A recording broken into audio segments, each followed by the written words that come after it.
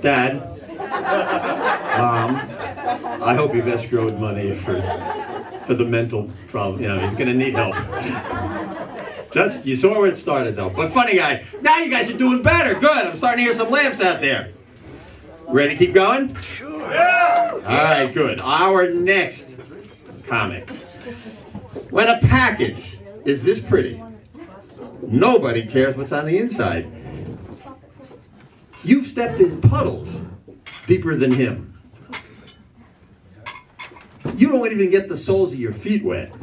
Please say hello to Chris Reynolds.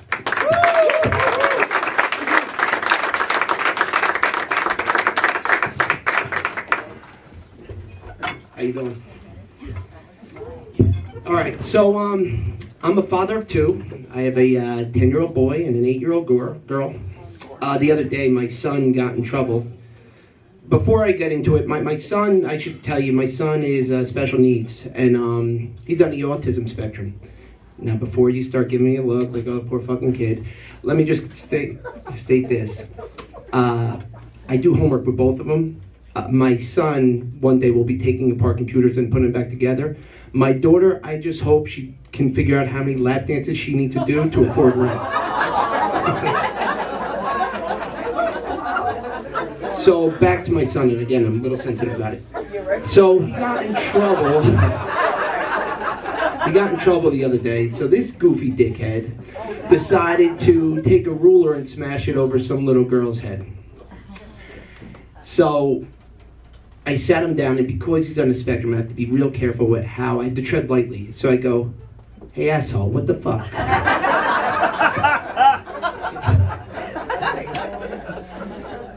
So he says to me, but Dad, you don't understand. The girl Annie wouldn't stop talking. She was so annoying. Bruh.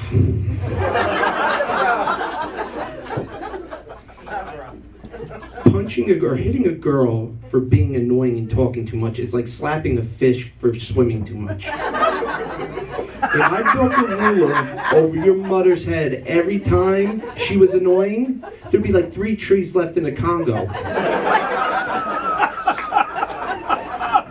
But he brought up a good point, because then he went to say, well, 2 months ago, Derek was bothering me, and you said to fight back, and I did, and it worked out. How come, if girls and guys are equal, I shouldn't hit her back? Who the fuck told you they were equal? But I played along, and I said, all right, well, let's pretend that that's true, okay? Just don't hit the girl. But it made me think that night. It was all night. I was like, where the fuck did this go wrong? When did it all get this crazy where the world became an Everybody Loves Raymond episode where the guy who was successful and famous and wrote for the sport, he was a sports writer, he was a provider, and the hero of the story was this mom who stayed at home and did a shitty job at that, couldn't cook, couldn't clean, made him beg for sex. And I started thinking, and I came, my man. So I started thinking, and I pointed to, the specific date was November 16th, 1988. That date is the day that we also, 100 million people saw Mike Tyson get the shit kicked out of him in front of 100 million people. Now I know you're thinking, Buster Douglas wasn't in 1988, that was until 1990. No. It was the White Devil, Barbara Walters, with Robin Givens, and they destroyed him in front of all of us. What they did that day was not only take out the heavyweight champ at the knees, but they set into play a script that would basically destroy men forever. They basically Independence Day'd us, right? So basically the rest of the world now knows what to do. So since that day, we've been swimming upstream. I know what you're thinking. Obviously, Chris, divorce is bad, guys get the shit kicked out of us. You're not really saying anything profound. I get that. But I came up with a plan. Number one, we got to figure out a way to get rid of alimony. If we had a job that you're getting paid for doing nothing, and a job you got fired for, and you continue to get paid, it's never going to work. But let's pretend for a second you can't get rid of alimony, right? Number two, and this is what's most important, I mean this, guys, communication is key. I remind my wife every morning, she's not special. It's important that she understands that. She's here, by the way. So every day I remind her she's not special, and I remind her also that the one thing that she has is a vagina, that it's a depreciating asset, okay? So at any point, you can find one cheaper and younger. Not a huge, it's not usually like foreplay, but you get how it goes. Anyway, the third thing, and this is important, and this is going to require men and women together to fight and get this done. Because the one thing that men and women have in common is our distrust and hatred of other women. So, what we need to do is we need to put together what I call, I'm just spitfiring here, lane deviation court. Okay, so what this is a court that I came up with, where the judge would have to be a man, because we would want this done right. And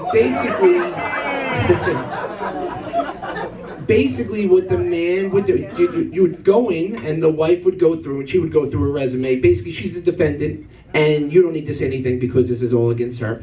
And she would have to explain what she's done over the last year that would suggest that she was doing the right thing, okay? She would give her bio breakdown. Listen, she kept her mouth shut when your mother walked in and said stupid things when she was drunk. There's a bunch of different things that qualify, the obvious ones.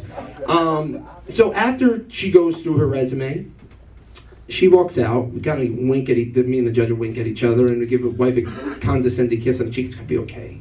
And then we'll go through and he'll basically give the punishment. I don't need to go into what the punishment would be, but it would suggest some sort of threat of physical violence. Now, I want to point out that there's a reason for this. And it's after 12 years of marriage, I've learned my wife is realistic. You can get to a point of yelling and it doesn't intimidate anymore. So she pushes in her face. That would change if there was ramification for her stupidity. So if she got in my face and I was allowed to, by court order, to maybe give her a little smack on the tush, at that point, she wouldn't get in my face anymore, and we would have all learned the lesson. So the judge would then hand down his ruling, but she would never know the ruling. So we'd be driving home, and she would be trying to get that information out of you. It's a number bigger than 3, and you just kind of hint at it. Here's the thing. It will stop the silliness. And now the important thing is the goal in this isn't so that we have a bunch of men beating women. The goal is that ultimately we get these women to start thinking right. And that would basically, the way I see it, we would be saving a bunch of marriages. Now, the one thing I would like to point out, and I was joking about the one thing, was I really don't want my daughter to be a stripper and work out, wear $20 lap dances and figuring out her rent. My goal for her is cosmetology school and near Harvard, where she could maybe meet an Asian boy, which is a father's dream. Big brain, little penis. It's perfect. Thank you, guys.